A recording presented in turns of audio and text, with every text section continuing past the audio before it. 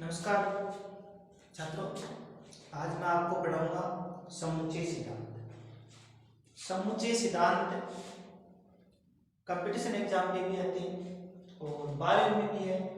और BSc first year की जो बुक है डिस्क्रीट मैथमेटिक्स, उसमें एक चैप्टर है, तो बहुत ही इंपॉर्टेंट क्वेश्चन है, बहुत ही इंपॉर्टेंट चैप्टर है। आज मैं शुरुआत कर रहा हूँ बीएससी की मैथ्स की। तो समुच्चय सिद्धांत, समुच्चय सिद्धांत, सेट थ्योरी। अब समुच्चय क्या होता है? सबसे पहले समुच्चय किसे कहते हैं? सबसे पहले समुच्चय की परिभाषा, वस्तुओं के सुपरिभाषित संग्रह को या समूह को समुच्चय कहते हैं। वस्तुओं के सुपरिभाषित संग्रह या समूह को समुच्चय कहते हैं। और समुच्चय निर्माण, समुच्चय की परिभाषा होगी, समुच्चय निर्माण हो गया। समुच्चय निर्माण कैसे करते हैं, कैसे लिखा जाता है, समुच्चय किसमें लिखा जाता है? तो सबसे पहले मैं आपको बताऊं कि समुच्चय मझले कोष्ठक में लिखा जाता है। किसमें लिखा जाता है? मझले कोष्ठक में लिखा जाता है। और जैसे मान लो ये है 1 2 3, जो अंदर लिखे गए हैं 1 2 3, वो समुच्चय के अवयव है। ये प्राकृत संख्याओं का, 3 प्राकृत संख्याओं का समुच्चय है और 1 2 3 इसके अवयव है। तो ये हो गया समुच्चय हो गया। अब इस परिभाषा के अनुसार इसको कैसे समझेंगे? इस परिभाषा ये कह रही है कि वस्तुओं के, क्या बताया हमने?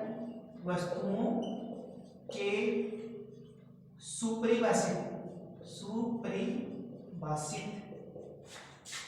वस्तुओं के सुपरिभाषित, वस्तुओं के सुपरिभाषित समूह को समुच्चय कहते हैं। अब ये सुपरिभाषित समूह क्या है? जैसे 1 2 3, 1 से 3 तक की ये प्राकृत संख्याएं हैं। समुच्चय निर्माण कैसे करते हैं? जैसे ये लिखा जाता है x/x एक प्राकृत संख्याओं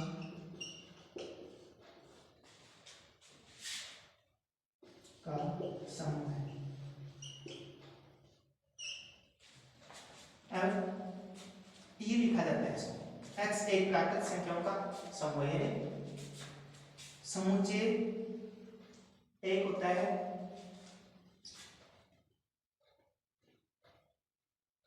सीमित समुच्चय,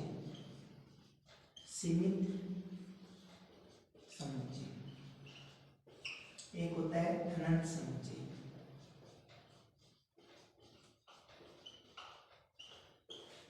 सीमित समुच्चय का मतलब समुच्चय में अवयवों की संख्या होती है वो सीमित होती है। अवयवों की संख्या क्या होती है? सीमित होती है, निश्चित होती है। जैसे कि सीमित है। और असीमित या अनंत समुच्चय होता है, उसमें अवयवों की संख्या, अवयवों की संख्या निश्चित होती है, अनंत।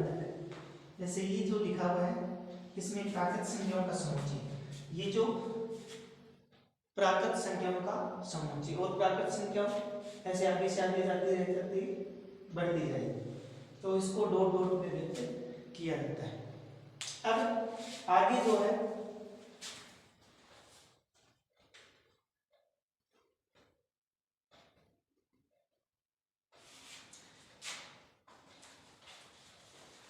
अनंत समुच्चय हो गया, और जो सीमित है वो समुच्चय हो गया। अब आगे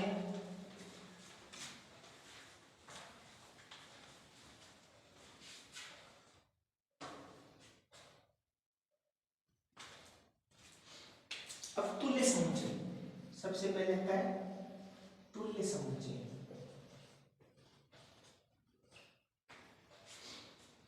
तुल्य समुच्चय का मतलब दो समुच्चय ऐसे होते हैं जिसमें अवयवों की संख्या समान होती है, बराबर नहीं होती, समान अवयवों की संख्या, यानी उसमें अवयवों की संख्या समान होती है, अवयव समान नहीं होते। जैसे तुल्य समुच्चय में ए बराबर 1 2 3 4, इसकी संख्या अवयव की संख्या कितनी होगी, इसमें 4।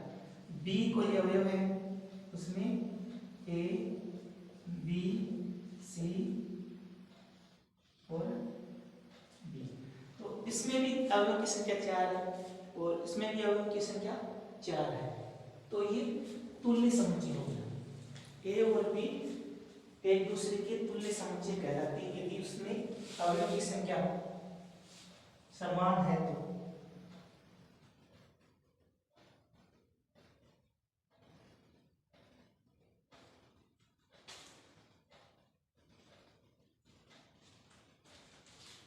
इसको ए तुल्य बी के रूप में व्यक्त किया जाता है। अब आगे है तुल्य समुच्चय के बाद रिक्त समुच्चय। रिक्त समुच्चय यानी रिक्त समुच्चय एक ऐसा समुच्चय होता है जिसमें अवयवों की संख्या नहीं होती, यानी जिसका कोई भी जिसमें अवयव नहीं होता है वो होता है रिक्त समुच्चय, और इसको फाई से व्यक्त करते हैं। अब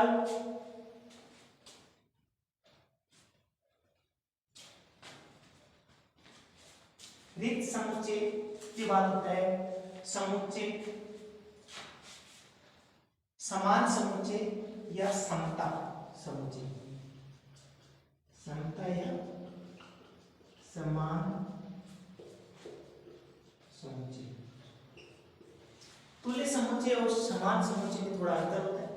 तुल्य समुच्चय में क्या होती है, अवयवों की संख्या समान होती है, और जो समता या समान समुच्चय होते हैं उसमें ए, जैसे मान लीजिए 1 2 3 4 5, ये समुच्चय में क्रम का निश्चित कोई जरूरी है नहीं।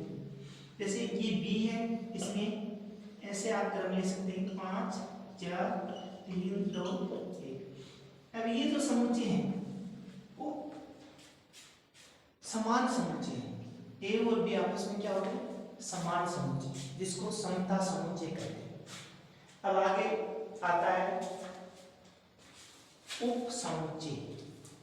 आगे हम पढ़ेंगे उप समुच्चय। उप समुच्चय क्या होता है, ये थोड़ा इंपॉर्टेंट है। उप समुच्चय वैसे तो इनकी जो सामान्य जानकारी है वो आपको पता होना जरूरी है, नहीं तो आप कोई प्रश्न है इसका हल नहीं कर पाएंगे।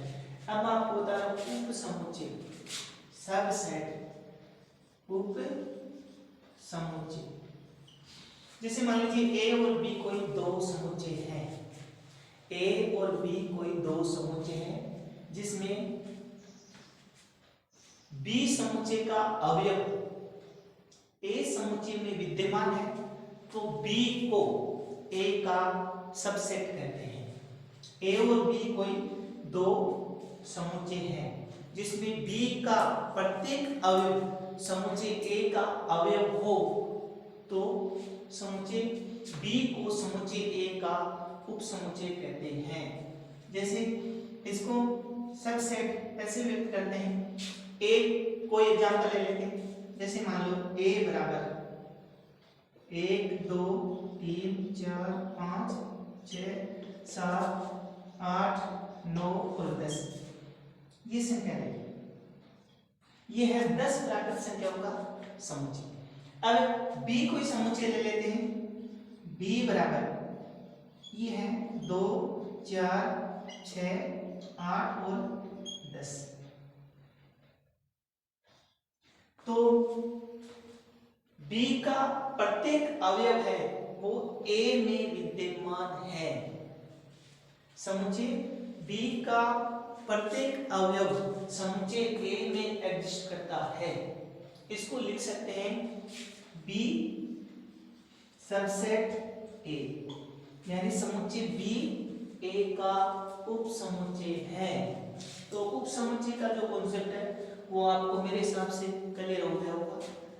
यानी उप समुच्चय किसे कहते हैं? तो ए और बी दो समुच्चय हैं जिसमें बी का प्रत्येक अवयव ए में विद्यमान हो, उसे हम बी को ए का